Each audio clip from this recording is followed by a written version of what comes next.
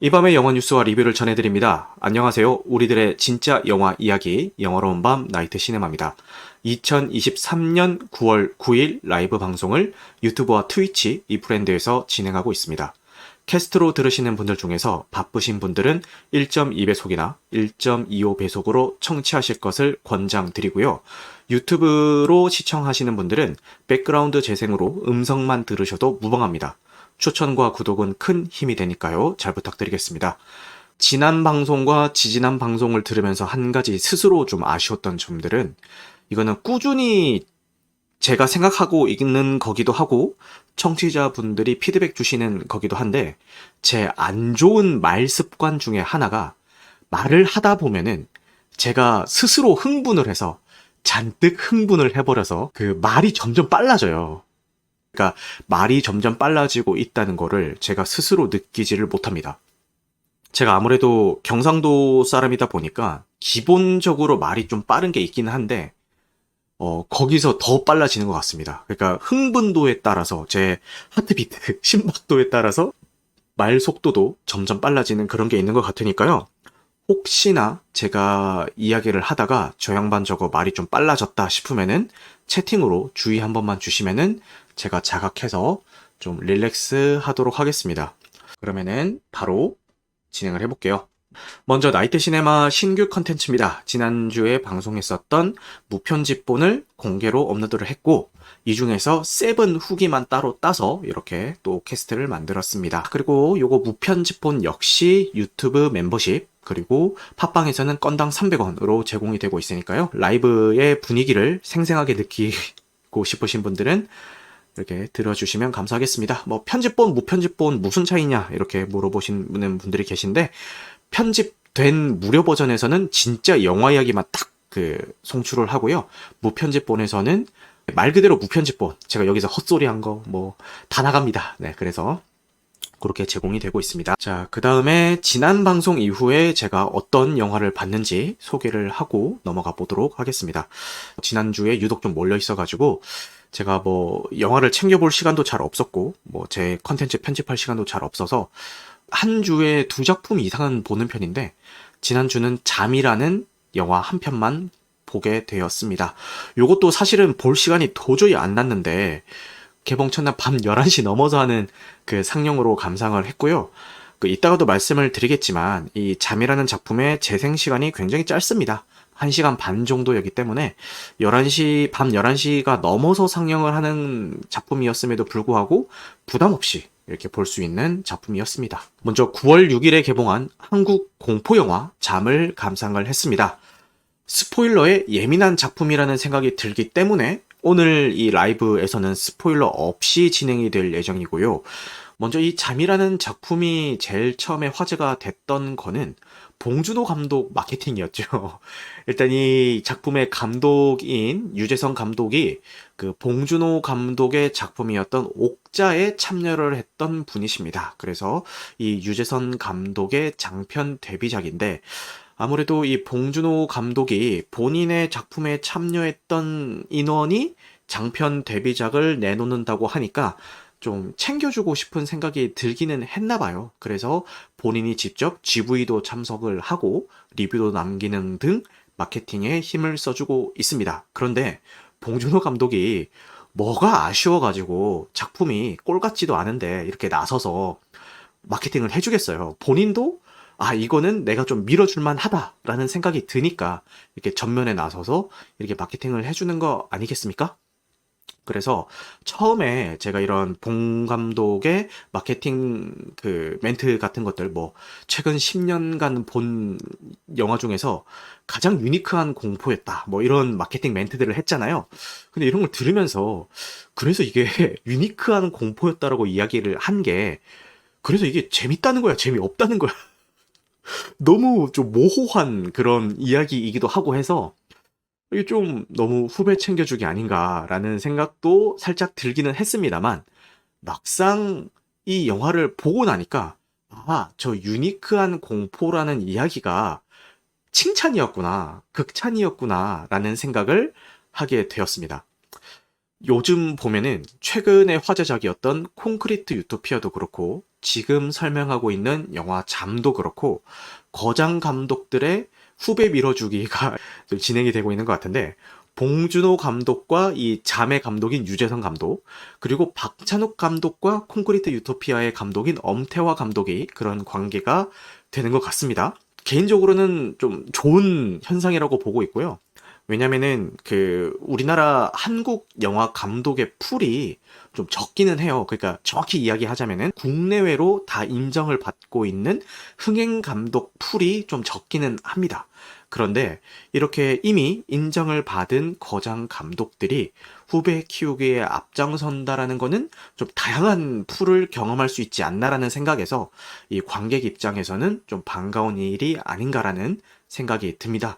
물론 이 유재석 감독과 엄태화 감독 두 분 다 이 콘크리트 유토피아 잠이라는 작품을 통해서 충분히 능력 있는 감독이라는 거를 스스로 증명을 해낸 거기도 하고요. 이분들이 다른 뭐 박찬욱 감독이나 봉준호 감독의 힘을 입어서 날개를 달았다, 낙하산이다 이런 얘기를 하는 게 아니라, 원래도 능력이 충분한 감독들이 이런 든든한 선배 감독들의 지원 사격을 받으면서 대중들에게 알려지는 데 있어서 날개를 단 격이다, 뭐 요렇게 이야기를 할 수 있을 것 같은데, 개인적으로는 좀 반가운 그런 현상이 아닌가 싶습니다. 근데 이렇게 따지고 보니까 유재석 감독의 잠, 그리고 엄태화 감독의 콘크리트 유토피아가 공교롭게도 공통점이 좀 있는데, 둘 다 거주지에서 발생하는 공포와 서스펜스를 소재로 하고 있다는 게 좀 비슷하고요. 그리고 두 작품 모두 부부가 주인공이에요. 그게 좀 공통 분모가 되는 게 아닌가 싶습니다. 이게 뭐 의도한 것도 아닐 테고, 콘크리트 유토피아와 잠이라는 작품은 아예 장르도 다르고 그 결 자체가 달라가지고 뭔가 겹치는 부분이 없는 거긴 한데, 소재만 놓고 보자니 공교롭게도 이렇게 좀 겹치는 부분이 있어서 재밌는 포인트가 아닌가라는 생각이 듭니다. 근데 이게 아무래도 선배 감독들의 지원 사격이 있었던 감독이고 작품이다 보니까 뭐 언론이라든지 아니면은 영화 커뮤니티 같은 데서 그런 움직임이 좀 있어요. 그 콘크리트 유토피아를 보면서 이런 점이 진짜 박찬욱스럽더라, 역시 박찬욱의 후계자답다, 뭐 이런 이야기도 있고, 잠을 보고 나서도 야 역시 봉태일과 같이 작업을 했던 사람답게 디테일이 살아있더라, 뭐 이런 이야기들이 있는데, 그런 이야기들도 굉장히 재밌고 흥미롭습니다만, 개인적으로는 제2의 봉 감독, 제2의 박 감독이 아니라 그냥 유재선 감독, 그리고 그냥 엄태화 감독 그 자체로도 충분히 날개를 달 수 있는 분들이니까요. 이름을 좀 더 알리셨으면 좋겠다라는 생각이 들었습니다. 그리고 이 잠이라는 작품의 상영 시간은 94분입니다. 최근 개봉하는 장편 상업 영화의 재생 시간들을 생각을 해보면은 굉장히 짧은 플레이 타임이죠. 보통 2시간이 다 넘어가고요. 뭐 오펜하이머 같은 경우는 3시간도 훌쩍 넘어가는 케이스가 있었죠. 그런데 요 1시간 30분 남짓한 재생 시간은 굉장히 짧은 시간에 속하지 않나라는 생각이 듭니다. 재생 시간이 짧은 거에 대해서도 뭐 이런저런 이야기들이 있던데, 저는 영리하다고 생각하는 편이고요. 사실 이 재생 시간이 기냐 짧냐 이게 중요한 건 아니라는 생각이 들어요.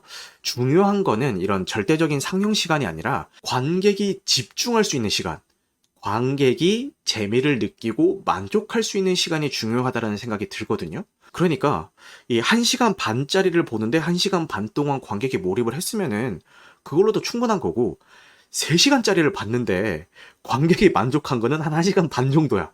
그러면은 재생 시간이 1시간 반인 작품이랑 뭐가 다르지라는 생각이 개인적으로는 들고 있습니다.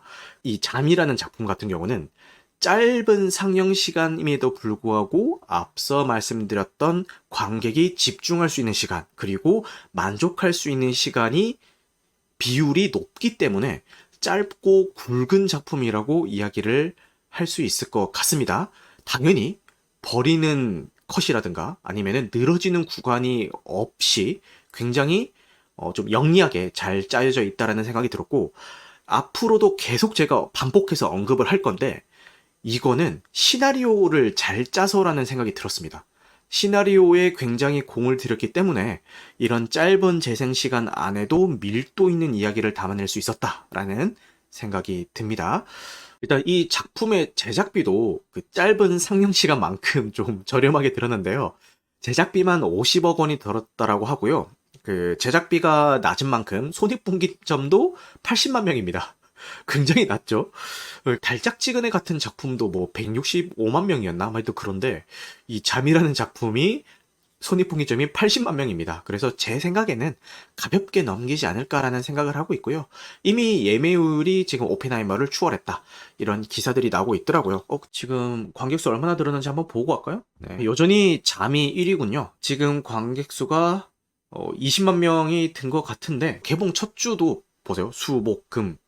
이 평일 3일만 했는데도 지금 20만 명이 넘은 거 보면은 주말 끼고 하면은 가능성이 있지 않을까 이런 생각을 해봅니다. 이 작품이 되게 좋은 게 말씀드렸듯이 상영 시간이 1시간 반으로 짧기 때문에 상영을 자주 할 수 있어요.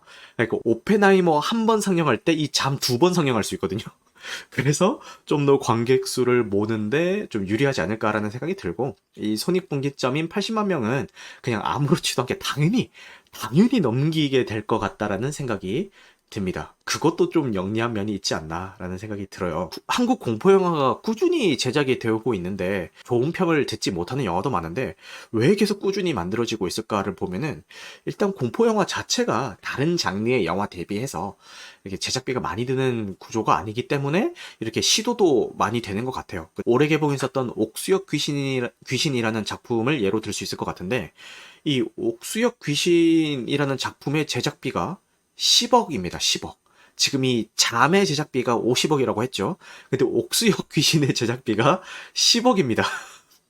이것만 봐도 얼마나 그 다른 그 상업 영화 대비 저자본으로 공포 영화를 찍어낼 수 있는지 알 수 있을 것 같고, 심지어 이 옥수역 귀신 같은 경우는 제작비가 너무 낮기 때문에 욕도 많이 먹고 관객 동원도 많이 못했음에도 불구하고 2023년도에 그 손익분기점을 넘긴 한국 영화 탑 3 안에 들었어요.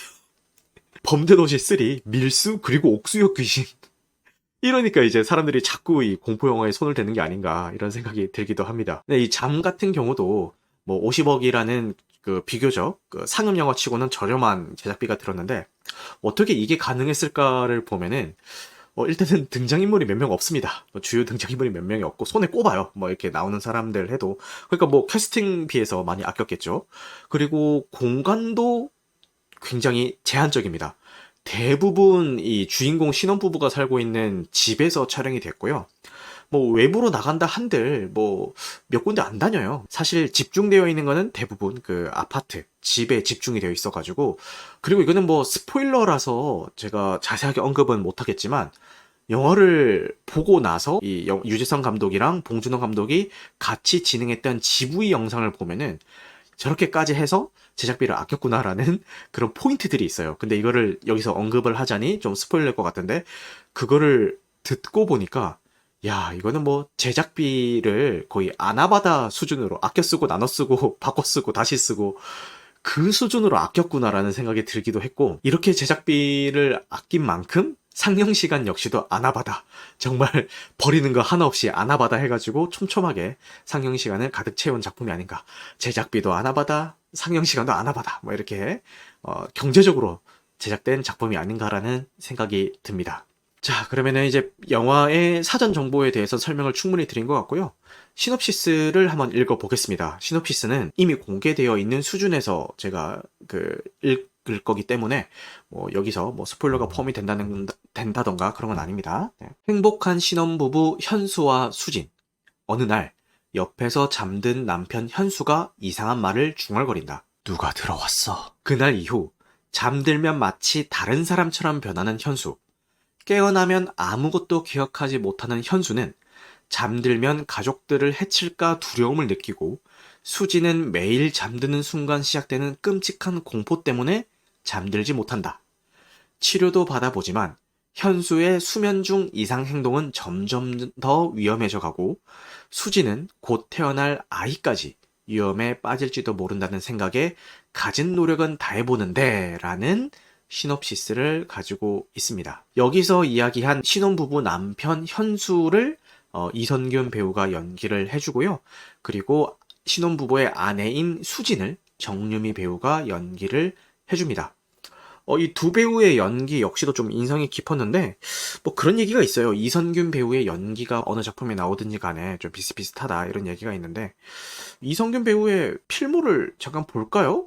왜냐면은 그 연기가 비슷하다라는 그 의견에 저는 개인적으로 동의하지 못하는 입장이거든요. 그래서, 드라마는 빼놓고, 영화만 한번 보겠습니다. 자, 알포인트 있었고, 그리고 째째한 로맨스 있었고요. 그리고 화차, 그죠?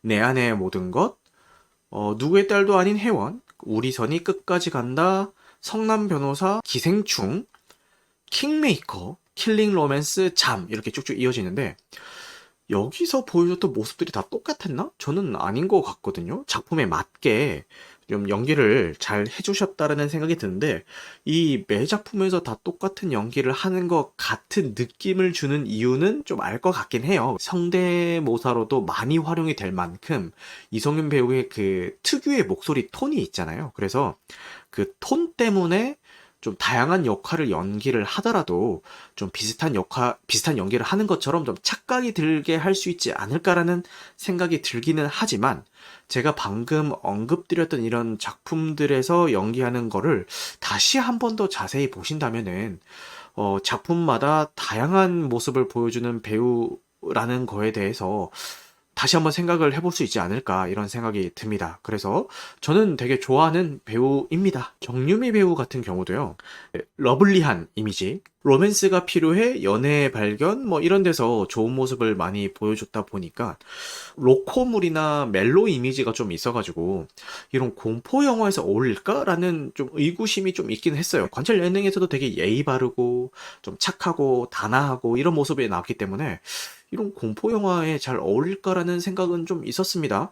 정유미 배우는 조금 걱정을 했는데 충분히 잘해준 것 같습니다. 특히 지금 이 시놉시스에서도 이야기를 했듯이 이 이선균 배우가 잠이 들었을 때 자꾸 이상한 행동과 위험한 행동을 반복을 하니까 정유미 배우가 그 불안감에 잠들지 못한다 이런 이야기가 시놉시스에 있었잖아요.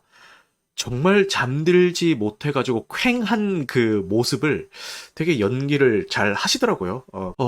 이쯤에서 한국 공포 영화를 이야기를 하니까 뭐 인상적이었던 한국 공포 영화들이 어떤 게 있었는지 이야기를 쭉 한번 하고 넘어갈 필요성이 있겠죠. 제가 인상 깊게 봤었던 한국 공포 영화를 꼽아 보자면은 지금 이 잠에서도 나왔던 이선균 배우가 출연하는 알포인트. 요 알포인트가 제 고등학생 때인가 그때 나왔는데 정말 무섭게 봤고요. 그 다음에 뭐 최근작으로는 곡성, 뭐 검은 사제들, 사바 이런 작품들 굉장히 재밌게 봤습니다. 그리고 랑종이 욕은 많이 먹었지만 저는 되게 재밌게 봤던 작품이거든요. 근데 이 랑종이 자꾸 한국 영화로 분류가 돼서 언급이 되던데 저는 랑종은 한국 영화 아니라고 생각하거든요. 이거는 태국 영화고 그리고 나홍진 감독의 작품도 저는 아니라고 생각을 해요. 나홍진 감독의 작품보다는 그 반종 피산다나쿤 감독의 작품이다라고 생각을 하기 때문에 이 랑종은 재밌게 봤지만 좀 예외로 두도록 하겠습니다. 그리고 뭐 숨바꼭질도 굉장히 흥미롭게 봤고요. 그 집에 막 누군가가 들어와서 살고 있는 숨바꼭질도 되게 재밌게 봤고 여고괴담 1편도 재밌게 봤습니다. 이게 여고괴담이 언제 작품이더라? 이게 98년작이구나. 이 여고괴담이 제가 더 기억에 남는 이유가 뭐냐면은 이때 뭐 OTT가 있었어요. 뭐가 있었겠어요. 그 어린 마음에 보고 싶은데 그 당시에 OCN 채널은 있을 때였거든요. 근데 OCN에서 TV 최초로 이 여고괴담을 방송을 해준다는 거예요. 그때는 이제 신문지에 방송 편성표가 나오던 때였거든요. 그래서 신문 막 들고 와가지고 엄마 아빠 지금 이 OCN에서 몇 시에 여고괴담 한다던데 나 이거 보고 싶어요 이렇게 얘기를 하니까 부모님이 너 이거 보려면은 숙제도 해놓고 그날 해야 되는 공부 이런 거 다 네 할 일 다 해놓고 봐라 이렇게 말씀을 하신 거예요. 그 전까지 진짜 막 완전 막 집중 엄청 해가지고 제 할 일을 다 끝내놓고 자리에 딱 앉았는데 지금 공감하실 분들이 계실지 모르겠지만 이 당시에 OCN이 죄송합니다. 광고를 엄청 때렸어요. 예를 들어서 8시에 뭐 방송을 한다라고 신문지에 공지를 했으면은 8시에 이 영화가 딱 시작하는 게 아니라 광고를 말도 안 되게 막 때려 넣다가 중간에 막 8시 몇 분이나 돼가지고야 이제 영화를 시작을 하고 영화를 하다가도 중간에 이제 또 중앙 광고를 트는데 중앙 광고도 막 기약 없이 엄청 틀어요. 요즘은 그 우측 상단에 광고가 몇 분 남았다 이거 카운트다운 해주잖아요. 근데 그 당시에는 그것도 없었어요. 그래가지고 야, 씨, 광고 언제까지 하나. 계속 막 기억 없는 기다림을 하면서 본 거예요. 그런 깊은 빡침이 있었던. 야, 씨, 이거 8시에 시작 안 할 거면 내가 왜 8시에 맞춰가지고 이렇게 뭐 피 터지게 공부를 하고 왔나. 이런 후회가 들 정도로. 어쨌든 그렇게 봤음에도 뭐 재밌게 봤던 그런 작품이 아닌가 싶습니다. 그래서 좀 더 기억에 남는 공포 영화 같아요. 그리고 뭐 쓰리몬스터라는 또 옴니버스 작품이 있는데 이거 뭐 기억하시는 분들이 계실지 모르겠지만 이 쓰리몬스터가 세 가지 단편 영화를 모아놓은 작품인데 이 중에 컷이라는 작품이 있습니다. 이 컷이라는 작품의 감독이 박찬욱 감독이에요. 그래서 이 쓰리몬스터라는 옴니버스 영화에 나오는 이 컷, 요것도 제가 재밌게 봤는데 뭐 이병헌 배우, 강혜정 배우, 임원희 배우가 나오는 작품인데 지금 이 쓰리몬스터를 볼 수 있는 플랫폼이 있나? 잠깐만요. 아, 왓챠에서 볼 수 있구나. 이 왓챠에서 요 쓰리몬스터 볼 수 있는데 요거 아직 못 본 분이 계시다면은 다른 영화는 다 건너뛰시고요. 이 컷이라는 요 박찬욱 감독의 단편 영화라도 꼭 한번 보셨으면 좋겠습니다. 박찬욱스럽게 잘 만든 작품이니까요. 꼭 한번 보셨으면 좋겠습니다. 너무 잘 만든 작품입니다. 지금 언급했던 작품 중에서 제일 좋아하는 거는 아무래도 곡성이랑 검은 사제들 요런 작품을 제가 제일 좋아하는 것 같습니다. 공포 영화가 그 관객에게 공포를 주는 방식을 크게 한번 나눠 보자면은 깜짝 놀래키면서 공포를 주는 방식이 있고 이제 점프 스케어라고도 하죠. 개인적으로 굉장히 극혐하는 방식입니다. 진짜 싫어하는 방식이에요. 그러니까 보통은 뭐 갑자기 화면에 그 귀신 얼굴 같은 거 빵 띄운다든가 아니면은 뭐 사운드 효과를 이제 조용하게 깔다가 바바바밤 해가지고 놀래킨다든가 개인적으로 진짜 싫어하는 방식이거든요. 여러 번 말씀드렸는데 법적으로 그렇게 놀래키기 전에 화면에 3, 2, 1 이거 띄우는 거 좀 법으로 누가 좀 그 정도로 너무 싫어하는 방식이긴 한데 가장 쉽게 관객에게 공포를 줄 수 있는 방법이기 때문에 많이들 정말 많이들 사용하는 방법이고 심지어는 이것만 사용하는 공포 영화도 있는데 되게 낮은 수준의 공포라고 생각을 합니다. 그런 식으로 놀래키는 공포 영화는 놀래키는 방식이 아니더라도 되게 잔인한 장면 아니면은 잔혹한 장면 이런 것들을 보여주면서 뭐 그 고어 무비라고도 하죠. 뭐 그런 걸 보여주면서 이제 공포감을 주는 그런 방식도 많이 사용이 되고 그리고 마지막으로 특정한 상황에 놓인 인물들을 보여주고 관객들로 하여금 그 인물들에게 감정이입하게 만들면서 그 상황에 주는 공포를 관객들도 그 인물들과 함께 느끼게 하며 주는 그 공포가 있어요. 그런데 이런 방식의 공포를 주는 영화가 잘 안 나오죠. 왜냐면은 이렇게 제작을 하려면은 공수가 많이 들어요. 웬만큼 잘 만들지 않고서야 힘든 방식입니다. 그런데 오늘 말씀드리고 있는 이 잠이라는 영화는 제가 마지막에 말씀드렸던 특정한 상황을 주어지게 하고 그 상황에 놓인 인물들을 비춰주면서 그 인물들의 감정에 공감하게 만들면서 공포를 주는 방식을 사용을 했습니다. 상황이 주어지고 그걸로 인한 공포를 관객들에게 전달하기 위해서는 연출도 잘해야 되고요. 시나리오도 잘 써야 되고요. 이 인물들이 연기도 잘해야 되고요. 이 모든 조건들이 다 갖춰져야 관객들이 공포를 느낄 수 있거든요. 근데 저는 개인적으로 이 잠이라는 작품이 이거를 다 달성한 작품이 아닌가라는 생각이 듭니다. 그러면은 이쯤에서 많이들 궁금해 하시겠죠? 그래서 이 잠이라는 작품은 얼마나 무섭습니까? 제가 이 영화를 봤다고 했을 때 가장 많이 들은 질문. 얼마나 무서워요? 이게 사람마다 공포를 느끼는 그 정도가 다 다르기 때문에 되게 난감한 질문이긴 해요. 이제 저를 기준으로 설명을 드리자면은 저는 되게 잘 놀라는 편이에요. 그래서 그 점프 스퀘어 기법을 비선호하기도 하고요. 그리고 자극적인 장면들을 보면은 잔상이 남아서 좀 힘들어하는 타입입니다. 무서운 거 잘 못 보는 쫄보예요. 굳이 1대1로 이 공포의 크기를 이제 이 비교를 한다는 게 좀 쉽지는 않지만 굳이 비교를 하자면 곡성전도가 될 것 같은데 풀어서 좀 설명을 하자면은 초반에는 귀만 잘 막으면은 문제없이 잘 볼 수 있을 것 같고요. 중반 이후부터는 너무 긴장하지 않아도 잘 볼 수 있는 정도의 공포인 것 같고 음식으로 비유를 하자면은 떡볶이나 마라탕 같은 거 시킬 때 보면은 그 배달 앱에서 그 매움 정도를 그 설정을 할 수가 있잖아요. 그 누구나 먹을 수 있는 가장 낮은 단계를 설정하는 정도? 이렇게 생각을 하시면 될 것 같아요. 그러니까 크게 뭐 부담 없이 볼 수 있는 공포 영화가 아닐까 이렇게 생각을 합니다. 누구나 보실 수가 있는 정도의 공포 영화이니까요. 부담 없이 보시면 좋을 것 같고, 아니 근데 공포 영화인데 누구나 볼 수 있는 공포 영화면은 왜 자꾸 칭찬하라는 거야? 이런 생각을 하실 수도 있을 것 같은데, 거기에 대해서는 계속 설명을 해보겠습니다. 본격적으로 이제 추천 포인트와 비추천 포인트를 나눠서 한번 설명을 해보자고 하면은, 예고편 정도 외에는 어떠한 정보도 없이 보실 것을 추천을 드리겠습니다. 그리고 보고 나서 영화에 대해서 토론하는 것을 좋아하는 분들에게도 추천을 드리겠습니다.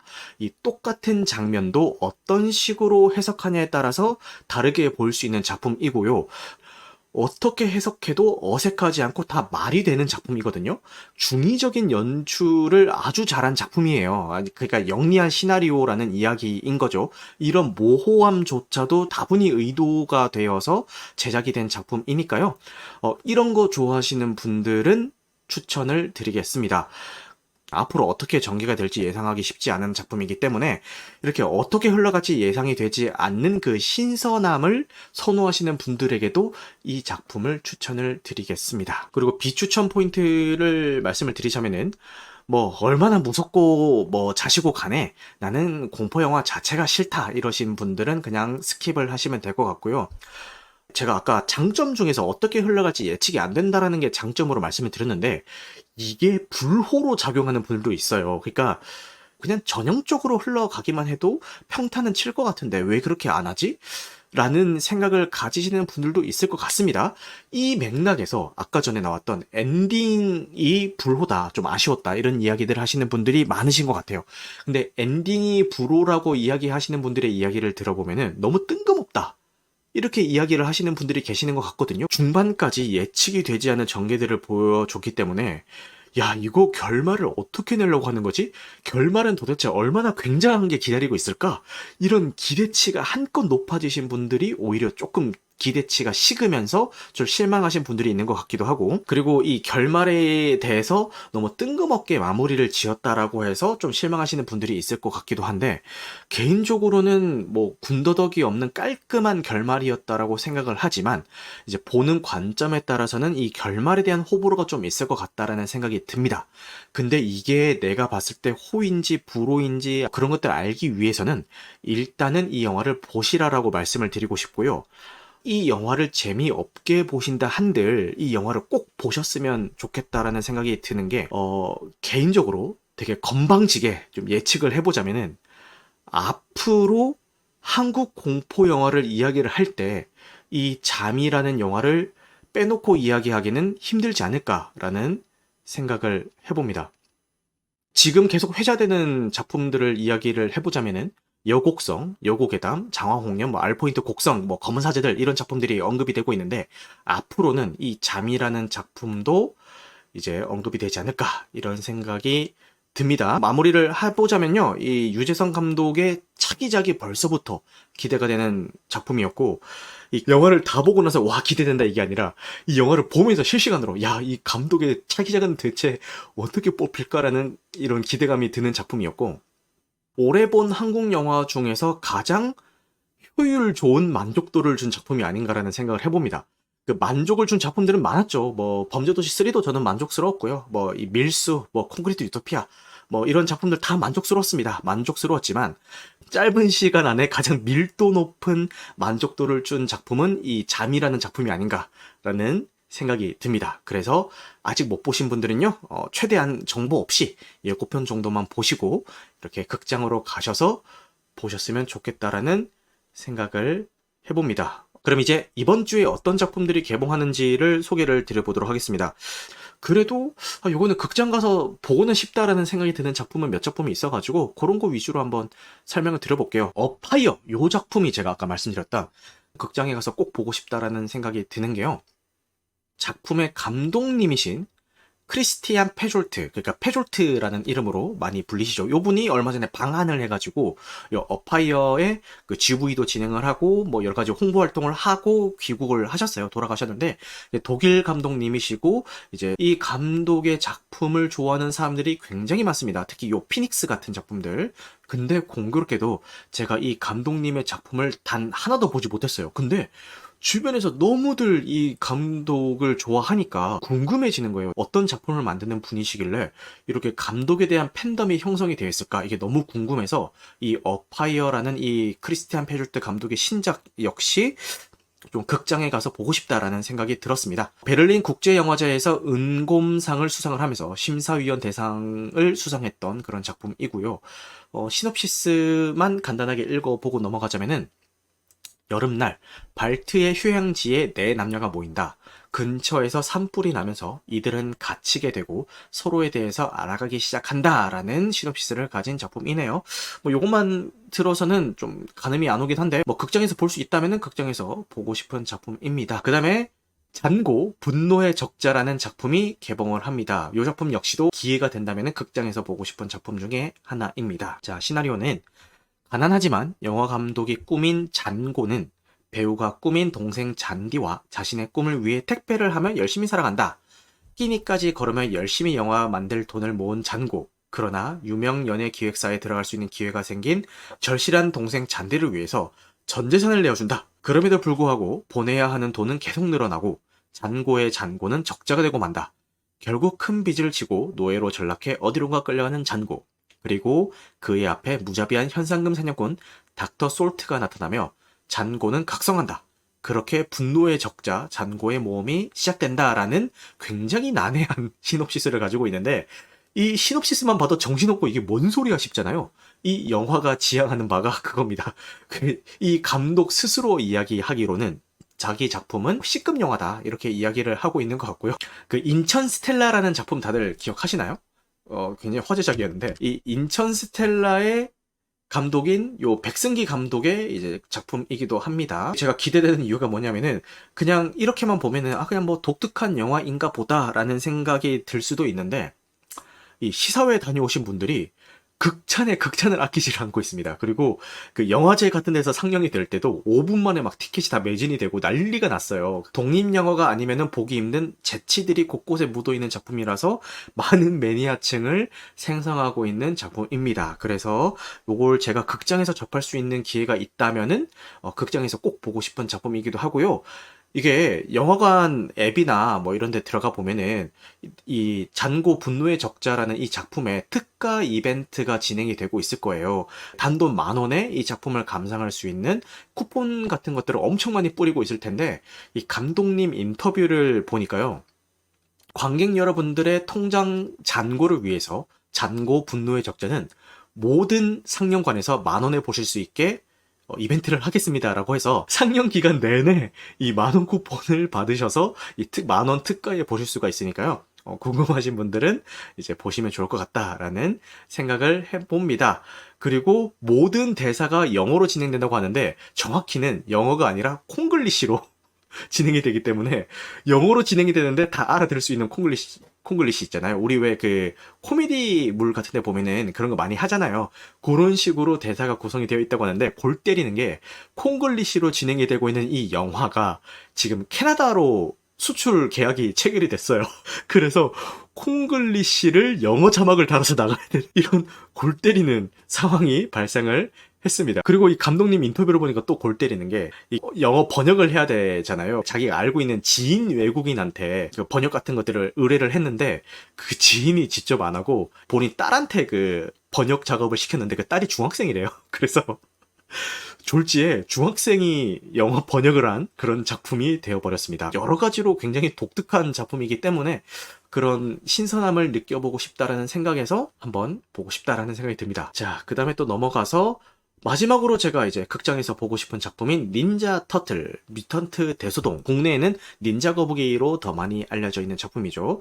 이 작품은 특이하게 수요일이 아니라 목요일에 개봉하는 작품이긴 합니다. 어쨌든 이 작품 역시도 평이 굉장히 좋습니다. 그러니까 작품이 잘 뽑혔다는 이야기가 나와가지고 개인적으로 너무 반갑고요. 한 가지 좀 걸리는 게 있다면은 닌자 거북이의 히로인이 누굽니까? 자, 에이프릴 오닌. 요 양반. 요 여자, 요 옛날에 그 TV 애니메이션에서는 요 백인으로 나왔었던, 그러니까 많은 분들의 기억에 요 이미지로 남아있을 거예요. 요 노란색 그 슈트 딱 입고 요 이미지로 많이 남아있었을 텐데, 저 역시도 그렇고. 그리고 닌자 터틀이라고 실사화가 되면서도 메간 폭스가 이제 맡아줬죠. 그런데 이 닌자 터틀 뮤턴트 대소동으로 오면서 뚱뚱한 흑인 여자로 바뀌었습니다. 여자 주인공이 저희가 알고 있던 그 추억 속의 모습이 아니라 뚱뚱한 흑인으로 바뀌었다라는 게 약간의 걱정 포인트긴 한데, 근데 뭐 그런 거를 걱정할 필요가 없을 정도로 그 작품 자체는 잘 만들어졌다고 하니까 좀 기대를 하고 극장에 가보도록 하겠습니다. 그 다음에 9월 2주차 OTT 공개작에 대해서 또 소개를 드리고 계속 진행을 해보겠습니다. 9월 13일 날 디즈니 플러스의 엘리멘탈이 공개가 됩니다. 뭐 국내에서는 유례없는 흥행 가도를 달리고 있지만 글로벌로는 약간은 좀 흥행부진했던 그런 작품이죠. 저희 딸 역시도 굉장히 재밌게 봤고, 아마 뭐 남녀노소 불문하고 다 같이 가서 볼 수 있는 그런 가족적인 작품이라서 국내에서 많이 흥행을 한 것 같습니다. 어쨌든 요 엘리멘탈이 9월 13일 날 디즈니 플러스에서 공개가 되고요. 같은 날인 9월 13일 날 디즈니 플러스의 한강이라는 6부작 시리즈물이 공개가 되는데, 요 이상희 배우가 악역으로 나오는 것 같고 권상우 배우가 주연으로 나오는 것 같습니다. 그래서 이 한강 구조대가 어떤 뭐 범죄 사건에 휘말리면서 그 사건을 해결해 나가는 과정을 담은 것 같은데요. 개인적으로 예고편을 봤을 때는 크게 뭐 기대는 안 되고 있던데, 요즘 디즈니 플러스가 그 연간 요금제 거의 뭐 40% 이상 할인도 하고 무빙이 흥하면서 공격적인 마케팅을 하고 있는 것 같은데, 과연 이 한강이 무빙의 뒤를 이어서 좀 잘 흥행할 수 있을지 뭐 또 한번 지켜보겠습니다. 그 다음에 파이트 클럽이 9월 15일 날 넷플릭스를 통해서 공개가 되고요. 요거는 뭐 말해 뭐합니까? 뭐 말하면 입 아픈 작품이죠. 그래서 오랜만에 보시고 싶으신 분들은 보시면 좋을 것 같습니다. 그리고 뉴스로 많이 떠들썩했죠. 비공식 작전이 9월 15, 16, 17일 3일 동안 쿠팡 플레이에서 공개가 됩니다. 그래서 요게 쿠플 시네마라고 해가지고 이제 뭐 최신 작품들을 가져오겠다라는 기사가 났었고, 지난번엔 조닉 4가 있었고 이번에는 비공식 작전을 가져오는 것 같습니다. 근데 이 쿠플 시네마가 런칭을 하겠다라는 기사가 났을 때 제가 이야기를 했죠. 이미 극장에서 내려가기 직전에 달랑달랑한 작품이거나 극장 상영은 하고 있지만 상영한 수를 많이 확보를 못한 작품들을 가져올 것 같다라고 이야기를 했는데, 아니나 다를까 뭐 거의 뭐 극장에서 내려가기 직전인 작품들 아니면은 극장에서 내려간 지 얼마 안 된 작품들을 이렇게 가져와서 마케팅을 하고 있는 것 같습니다. 지난주에는 그 넷플릭스에서 많은 작품들이 공개가 됐는데, 이번 주는 왓챠에서 많은 작품들을 공개를 하더라고요. 미니언즈, E.T. 야, 왓챠에서 E.T.가 공개가 되네요. 요거 왓챠 파티 한번 진행해보면 좋겠다라는 생각이 듭니다. 그리고 한니발, 요것도 왓챠 파티로 보면 너무 재밌을 것 같네요. 이제 OTT 공개 예정작 소개는 끝났고요. 이제 영화 뉴스 하나만 간단하게 하고 방송 마무리를 해보도록 하겠습니다. 미션 임파서블 데드 레코닝의 흥행 스코어가 나왔는데요. 2023년 글로벌 헐리우드 박스 오피스 순위가 공개가 됐습니다. 1위가 바비, 2위가 슈퍼마리오 브라더스, 3위가 오펜하이머. 야, 오펜하이머는 지금 아직 그 상영 중이죠. 상영 중인데 벌써 3위입니다. 그 다음에 가디언즈 오브 갤럭시, 그 다음에 분노의 질주, 그 다음에 스파이더맨 어크로스 더 스파이더버스, 그 다음에 인어공주. 야, 인어공주가 7위에 올랐어요. 국내에서는 엄청 욕을 많이 먹었는데 글로벌로 따지면은 뭐 7위까지 랭크도 된 것 같습니다.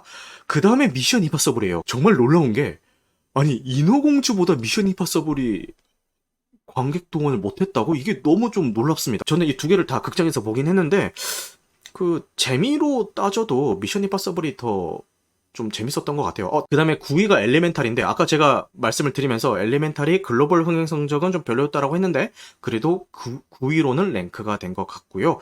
그 다음이 앤트맨입니다. 근데 이 랭킹이 이제 1위부터 10위까지라고 하면은 되게 다 흥행한 것 같지만요. 그 손익분기로 따지면은 적자를 기록한 작품들도 꽤 있거든요. 그래가지고 뭐 10위 안에 들었다고 해서 뭐 무조건 다 잘 된 건 아니다. 요렇게까지 하고 이제 마무리를 해보도록 하겠습니다. 오늘 너무 많은 분들이 와주셔가지고 너무 기분이 좋습니다. 늦은 시간까지 함께 해주셔서 너무너무 감사하고요. 오늘 방송한 내용은 편집 과정을 거쳐서 유튜브와 각종 팟캐스트 플랫폼에 업로드될 예정입니다. 편집되지 않은 오늘 라이브 한 그대로의 무편집본은 유튜브 멤버십 월 1990원 아니면은 팟빵에서 건당 300원에 청취가 가능하십니다. 그러면 여러분들 영화 같은 밤 되시길 바라겠습니다. 여러분들 감사합니다.